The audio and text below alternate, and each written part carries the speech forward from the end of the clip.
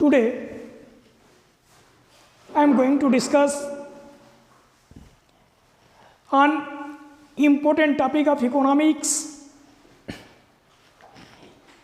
point method, geometrical method. Point method, geometrical method या उसको बिंदु विधि या बिंदु रेखीय विधि, जिसके माध्यम से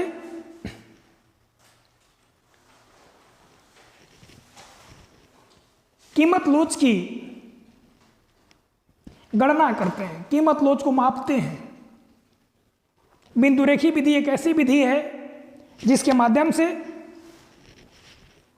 हम वस्तु की कीमत लोच को मापते हैं। वस्तु की कीमत लोच को मापने की 3 विधियों में से एक विधि है पॉइंट मेथड, बिंदु विधि या जियोमेट्रिकल मेथड, बिंदु रेखीय विधि, जियोमेट्रिकल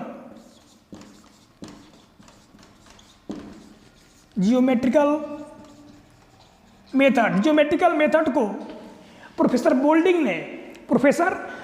ने सर्वप्रथम लॉन्च किया था। Professor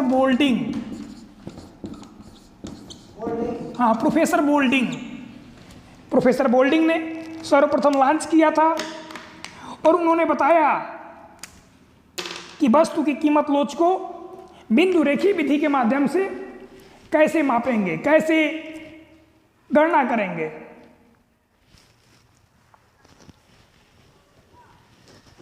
total outlay method, flux method के बाद प्रोफेसर बोल्डिंग ने इस मेथड को, इस विधि को या इस विधि के बारे में बताया और उन्होंने बहुत ही सरल तरीके से डिस्क्राइब किया, एक्सप्लेन किया कि वस्तु की कीमत लोच को, वस्तु के मूल्य लोच को कैसे मापेंगे, कैसे गणना करेंगे। इसके पहले आप लोगों ने टोटल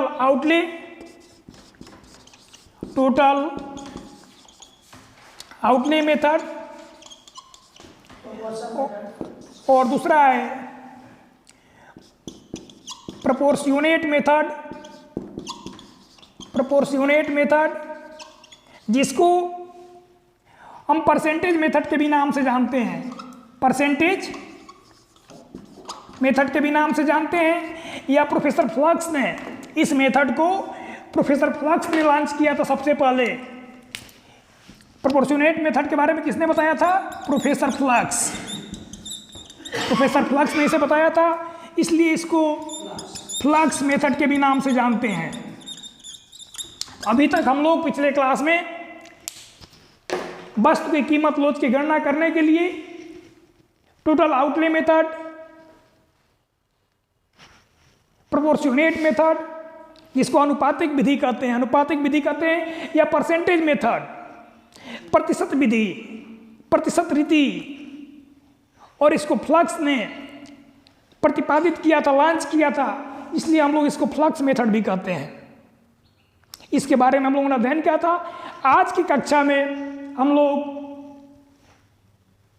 वस्तु की कीमत लोच को मेजर करने की जो अंतिम विधि है अभी तक, उस विधि के बारे में बात करेंगे, जिसको हम कहते हैं पॉइंट मेथड, बिंदु विधि। क्या कहते हैं? पॉइंट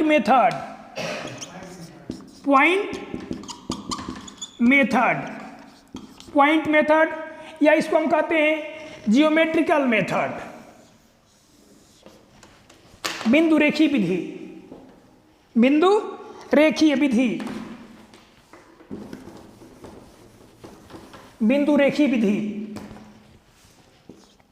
तो आज हम लोग पॉइंट मेथड के बारे में बात करेंगे, कैसे और पॉइंट मेथड से किस प्रकार हम लोग वस्तु की कीमत लोच को सॉल्व करते हैं।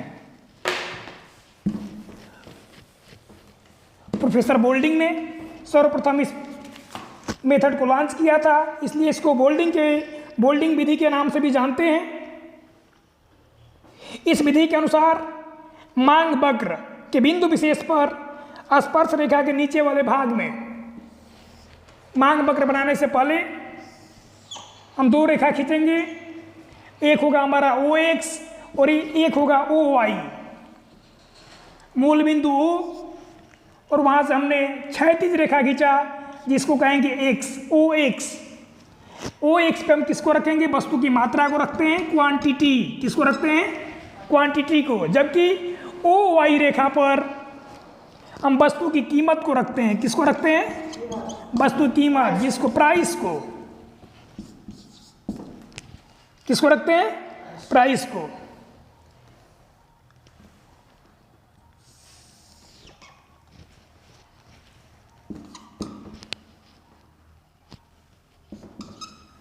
आपके सामने एक डायग्राम बन रहा है, आप देखिए।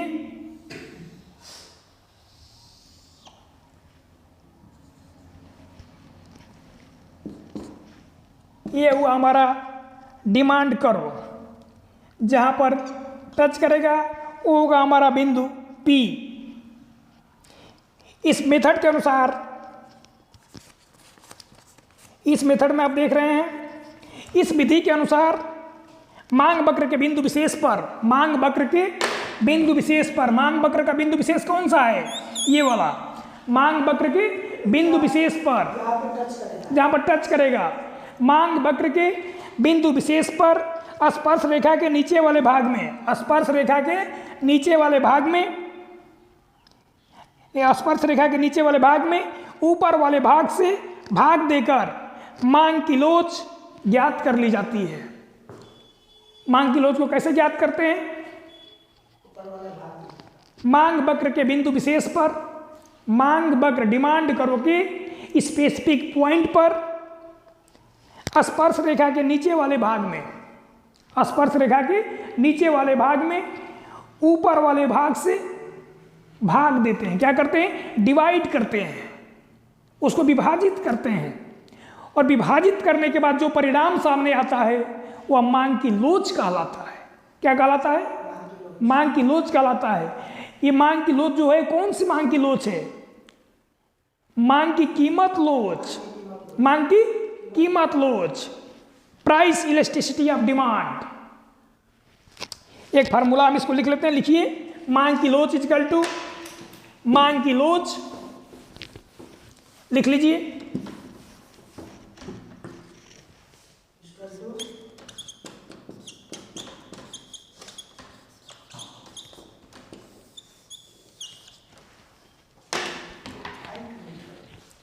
मांग की लोच बराबर स्पर्श रेखा से नीचे का भाग, स्पर्श रेखा से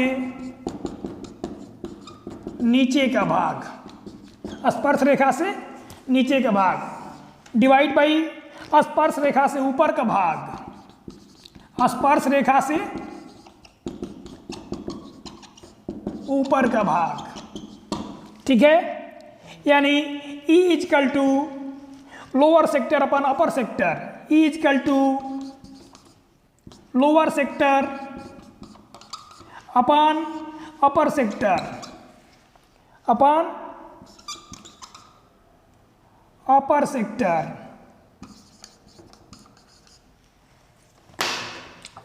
E equal to lower sector upon upper sector. बहुत ही सिंपल फार्मूला है इसका। देखिए कितना आसान फार्मूला है। E equal to elasticity equal to lower sector upon upper sector. विशेष बिंदु से नीचे का भाग, विशेष बिंदु से नीचे के भाग को विशेष बिंदु के ऊपर के भाग से विभाजित कर देते हैं। जो परिणाम हमारे सामने आता है वो वस्तु की कीमत लोच कहलाता है। वस्तु की कीमत लोच को गणना करने का, कैलकुलेट करने का सबसे सिंपल, सबसे साधारण, अब तक का सबसे साधारण फार्मूला है। E equal to lower sector upon upper sector. मांग की लोच बराबर स्पर्श रेखा से नीचे का भाग, स्पर्श रेखा से नीचे का भाग डिवाइड बाई स्पर्श रेखा से ऊपर का भाग। डिवाइड कर देंगे। समझ में आया? नहीं आया? चलिए, वेरी गुड। आगे चलते हैं।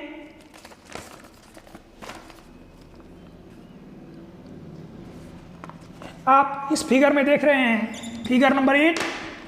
जो ज्योमेट्रिकल मेथड के अकॉर्डिंग हम लोग अभी पढ़ रहे हैं। इस फिगर में डी डी, फिगर में डी डी, ये क्या है? डी डी, फिगर में डी डी क्या है? डिमांड कर्व है। डी डी क्या है? डिमांड कर्व है। नोट कर देते हैं, D D equal to demand curve, D D equal to demand curve. और पी बिंदु पर मांग की लोच की गणना करनी है। पी बिंदु पर मांग की लोच की गणना करनी है। कहां पर कैलकुलेट करना है? इलास्टिसिटी कहां कैलकुलेट करना है जी? इस पॉइंट पर, स्पेसिफिक पॉइंट पी पर इलास्टिसिटी को कैलकुलेट करना है। पी बिंदु पर मांग की गणना करनी है। इस बिंदु पर स्पर्श रेखा टेंजेंट ए बी, स्पर्श रेखा कौन सा है? स्पर्श रेखा हमारा ए है। ए बी, जो ए से लेकर के बी तक जो लाइन खींची गई है, यानी ओ वाई रेखा से ओ एक्स एक्सिस पर जो रेखा खींची गई है ए बी, वो है स्पर्श रेखा, जिसको हम कहते हैं टेंजेंट। टेंजेंट हिंदी में कहिए उसको स्पर्श रेखा, जो दोनों एक्सिस को टच कर रही है, टेंजेंट रेखा। ए बी खींचा गया जो एक्स और वाई अक्षों पर मिलती है। एक्स अक्ष यहाँ पर बी पॉइंट पर एक्स अक्ष पर मिल रही है और ए पॉइंट पर वाई एक्सिस पर मिल रही है ना। पी बिंदु पर मांग की, पी बिंदु पर, ये क्या है? पी बिंदु पर मांग की कीमत लोच की गणना करनी है। पी बिंदु पर मांग की कीमत लोच की गणना करनी है, यानी ई इजकल टू, फिर क्या हो जाएगा आपका? ई इजकल टू नीचे का भाग कौन सा होगा जी? ये हो गया नीचे का भाग, लोअर। क्या हुआ ये? Lower sector. E equal to lower sector divide by upper sector. Lower sector क्या है? पीबी। लोअर सेक्टर क्या है? PB divide by upper sector PA. Upper sector क्या होगा हमारा? पीए। ये हो गया हमारा फॉर्मूला, नोट कर लीजिए। यदि डिवाइड करने के बाद हमारा रिजल्ट 1 आता है, यदि डिवाइड करने के बाद हमारा रिजल्ट 1 आता है तो मांग की लोच इकाई के बराबर होगी। डिवाइड करने के बाद यदि रिजल्ट हमारा 1 आता है, यदि डिवाइड करने के बाद हमारा परिणाम 1 आता है तो मांग की लोच इकाई के बराबर होगी। हाँ, 1 आने पर समझ में आ रहा? इकाई के बराबर होगी। यदि डिवाइड करने पर भागफल 1 से अधिक आ रहा है तो मांग की लोच इकाई से अधिक होगी। जैसे आइए एक बार नोट करते हैं, देखिए ध्यान दीजिएगा।